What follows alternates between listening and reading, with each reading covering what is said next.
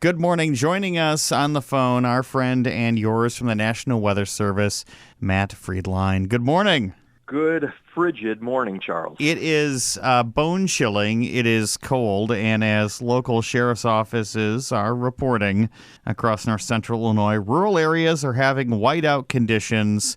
In town, not looking that bad, at least in regards to snow, and that's pretty much what was expected with this system. Yeah, so far so good, I guess to say, at least with the forecast. But yeah, a lot of places, an 1.5 to 3 inches of snow was it. But the winds have been roaring most of the time since it fell, so it hasn't really got to settle at all.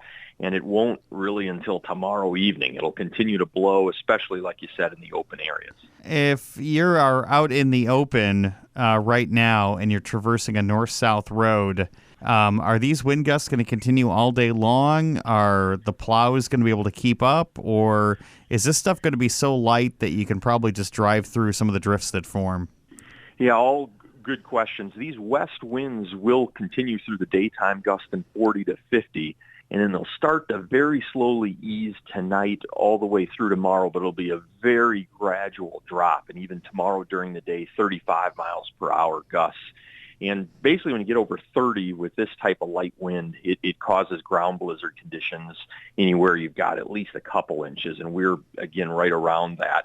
It is very light, though, like I said, so it quickly blows off the road. It naturally clears the road in some places, but because it's so cold, if you get any of it to stick or it got matted down with wheels and that, it immediately becomes slick, too. So that's the other challenge for drivers on especially the north-south roads.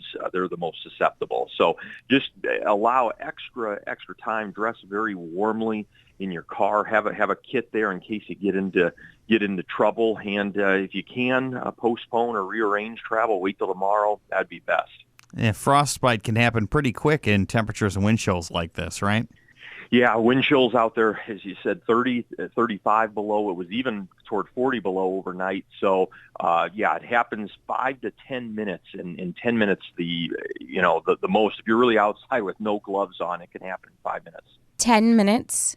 Yeah, that's it. Yeah, 5 to 10 minutes is it when you get down to 35 below. We usually issue wind chill warnings at 30 below, and with a winter storm warning already out, we kind of group everything together: the blowing snow, the cold. So it's for the cold and the blowing snow right now is the winter storm warning. But if you have too many fingers and toes you wish to part ways with, this is like an ideal weather condition.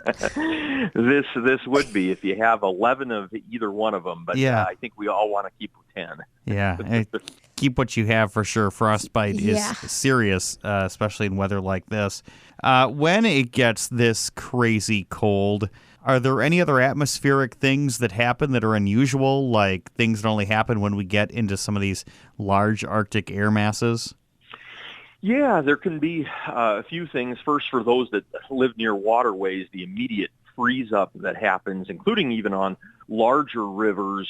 We keep an open stream, like say on the Illinois, but it closes from each side pretty quickly, in the Rock River too. So ice jams are a threat here that happens, especially because our rivers kind of jumped up with that rain last weekend, a couple inches of rain. So ice jams, those are one thing to watch out for. And then occasionally you'll hear about these ice quakes that we get when the ground freezes so rapidly, especially if it has some water in it, which again it does.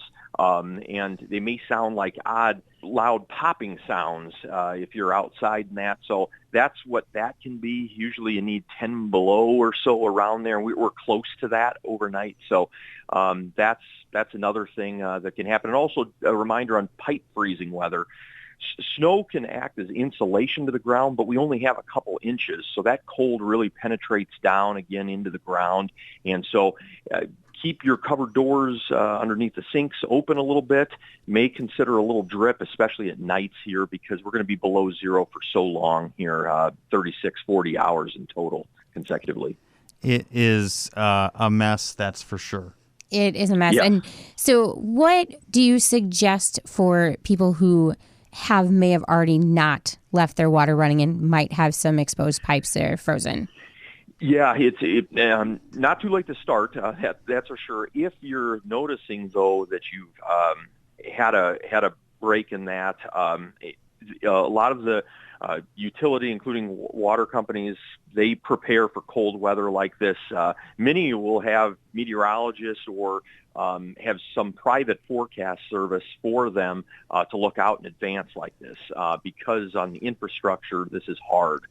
This is hard weather on that. So, contact them if you do notice a break, but it's not too late to start now. At least getting those pipes warm, having those covered doors left open below the sink. And let's talk a little bit about moisture and everything else, because this snow is actually what we have on the ground is probably going to melt in like 7 days, because as fast as we got cold, we're going to get warm again. That's exactly right. A very back and forth weather pattern that can be common with what we call La Niñas, and we're seeing that. But you're right, by Wednesday, so it's still a long way off, but by Wednesday, confidence is increasing that we'll go above freezing and even further above freezing as we go into Thursday, potentially well up into the 40s. That's good news, of course, for anybody that is already tired of this cold.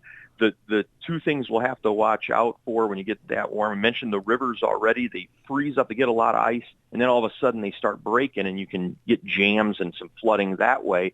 Also, if it wants to rain, it'll take the ground a little while to warm up, and if it rains too quickly after such a Arctic outbreak, we get ice on the roads before it warms up enough. So that's something we'll have to watch out for Wednesday night, Thursday, and next week. But until then, a lot of cold. So Matt Friedlein joining us on the National Weather Service.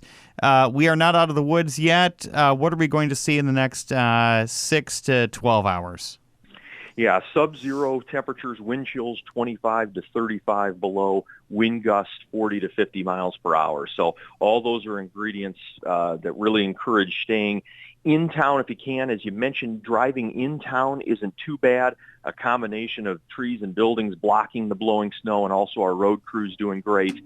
But outside of towns, especially those north-south roads, it's very difficult to keep them completely free of snow, near impossible in this type of weather. So that's the main things to expect here today. You may see a little bit of snow showers or flurries too, but the main thing is blowing snow. So for plans then, I shouldn't just go ahead and load all the kids up in sandals and T-shirts and shorts and just go driving around Paw Paw and look at the windmills? Hard pass. Not a good plan? You should know better by now there, Charles. Now, those windmills are really spinning, don't get me wrong. Yeah. But, well, if we turn the windmills off, will the wind stop? I think, is it, buggy before the cart, or which way is it? Yeah. The horse before the buggy? Yeah. Yeah, there you go. Yeah, exactly. Horse before the buggy. Because I don't remember it being this windy before the windmills went up. I'm just saying. Thank you for joining us, Matt Friedlein of the National Weather Service. Don't be a stranger. Thank you, Charles. Have a very Merry Christmas. Same to you all. Merry Christmas. Thank you. Country Christmas, WGLC.